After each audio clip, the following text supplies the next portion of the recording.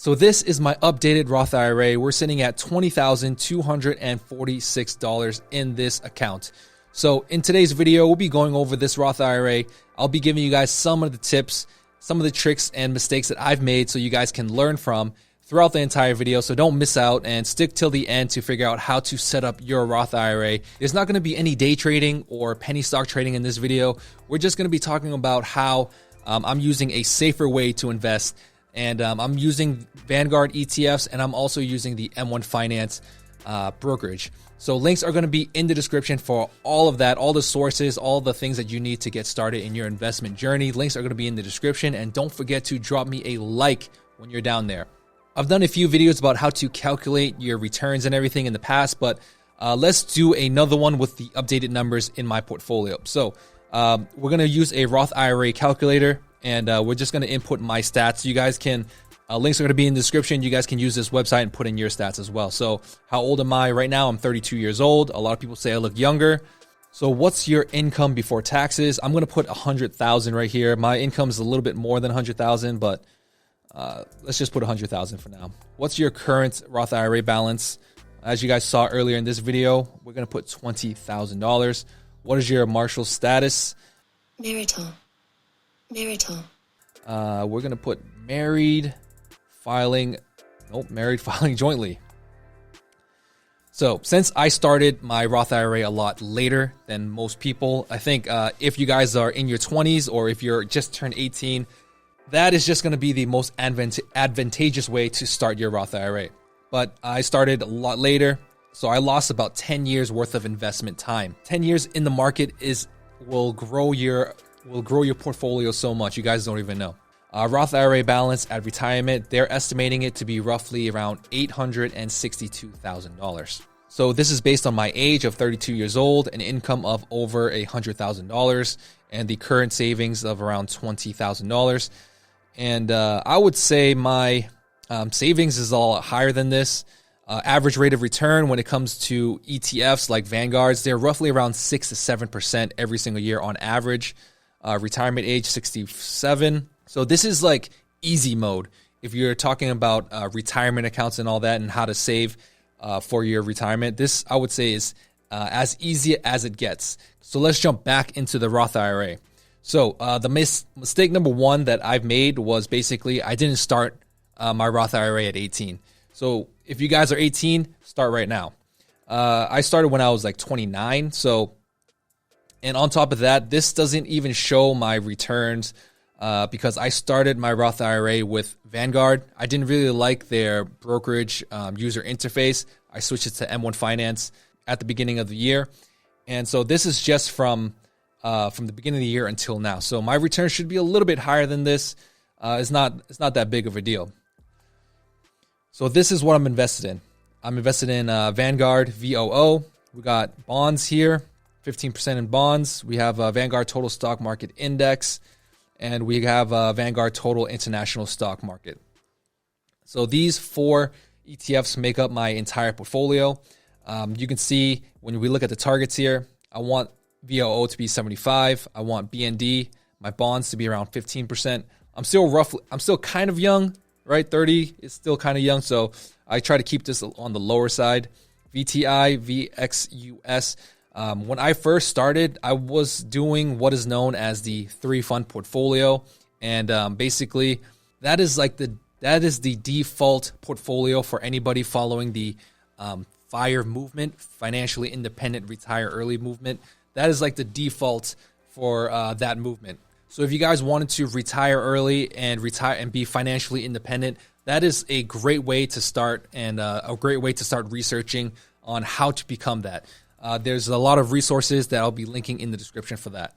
So basically, like I was saying earlier, that is like the default 3-fund portfolio. It's easy. You don't have to keep up with it. The average return of that type of portfolio is roughly around 6 to 7%. That's on the very conservative end. On the higher end, it could be up to like 10%, but I try to be really conservative with all my numbers. So when it comes to opening up a Roth IRA with M1 Finance, it's really easy. All you have to do is just go into the right corner here, add account. When you add an account, you'll just You can add in a bunch of different accounts, but retirement account is what we're looking at. So what kind of retirement account are we going to be looking for? There's a bunch of different kinds here, but we're going to just specifically be talking about Roth IRAs right now. Roth IRAs are very similar to traditional IRAs, but I think Roth IRAs are a little bit better for the general public, and it's going to be a lot better for me as well. So let's jump into my holdings so you guys can take a deeper dive into it. The last time that I updated this, I think my portfolio was roughly around $12,000. So we can see now it's at $20,000. VOO, I'm invested around $13,000. Vanguard Total Bond Market, I'm invested about $3,000. VTI, I'm invested about $2,500. VXUS, I'm invested about $1,300.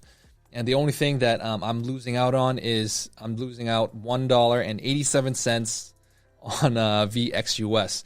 So some of the changes that I'm going to be making personally to this account, I'm not going to be selling anything.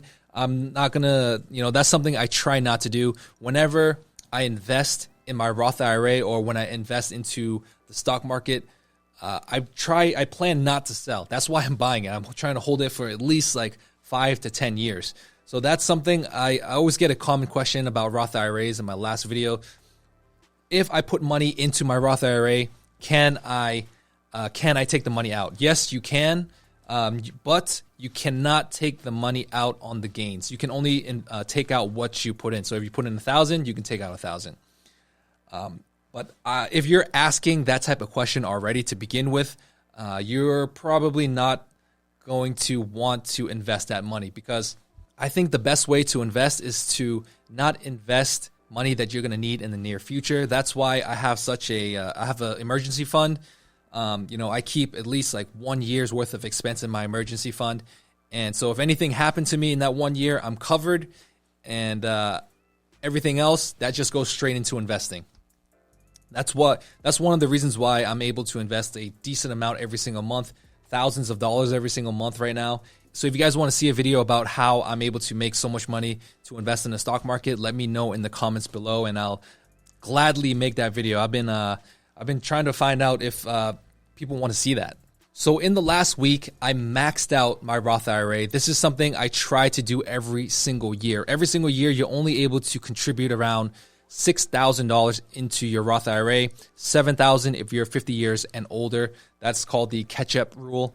And basically, this is a mistake. Like, this is a honest mistake. I didn't know this was going to happen. So you can invest more than $6,000 into your account, but you're going to be penalized for it. So earlier today, I had automatic investments into my Roth IRA, and M1 Finance invest an extra $1,000 into my portfolio.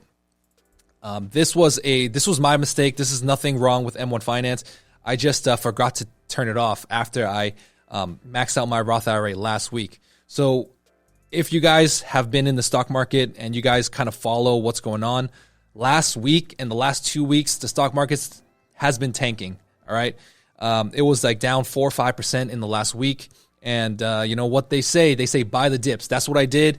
When I see the stock market go down 5%, that's when I try to invest a little bit more than I should. And that's what I did. I bought about $1,000 worth of VOO. And, I put my money where my mouth is, right? When I talk about the companies that I buy or the things that I invest in. So I bought VOO. I bought $1,000. I was like, this is the best time to do it. The markets are down 5%. And on October 30th last week, I invested that much money. And if we zoom out of that, today, M1 Finance still had the automatic investments on for me, and I forgot to turn it off. Today, they invested another $1,000 into my account. So I don't see this as that big of a deal, because $1,000 is not that big of an investment. And I was doing some research here, so I had to do a little Googling myself, because I never had this problem before. If you contributed more than the IRA or Roth IRA contribution limit, the tax laws impose a 6% excise tax per year on the excess amount for each year it remains in the IRA.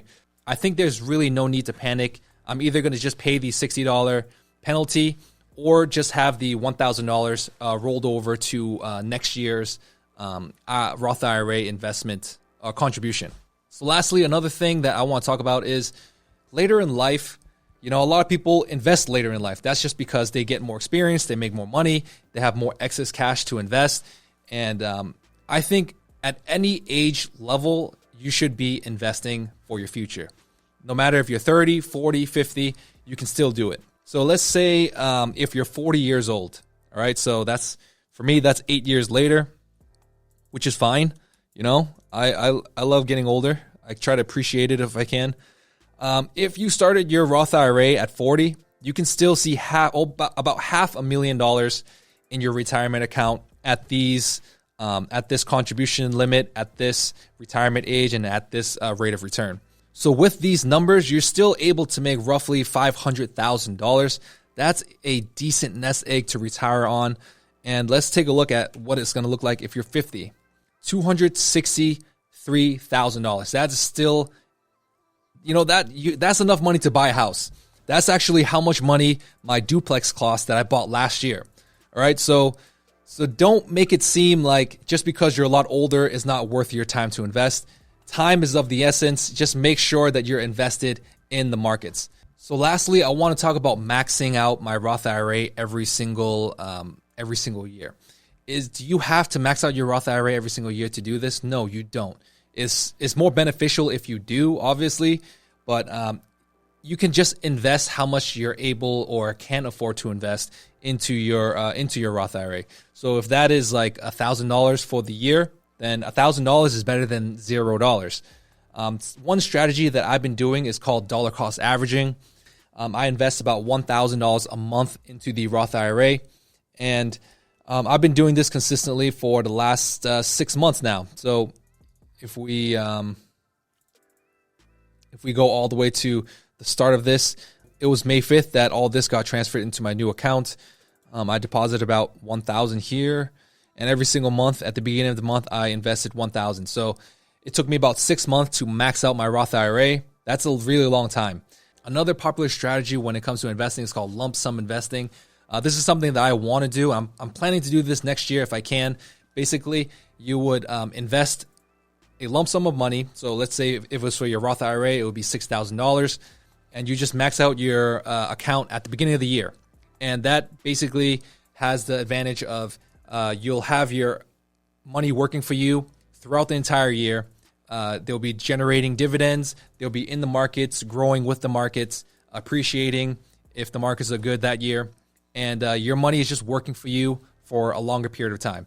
Nobody on earth can predict where the markets are going, and time in the market is better than timing the market. That's a general rule here. So that's going to be it for my Roth IRA investment update.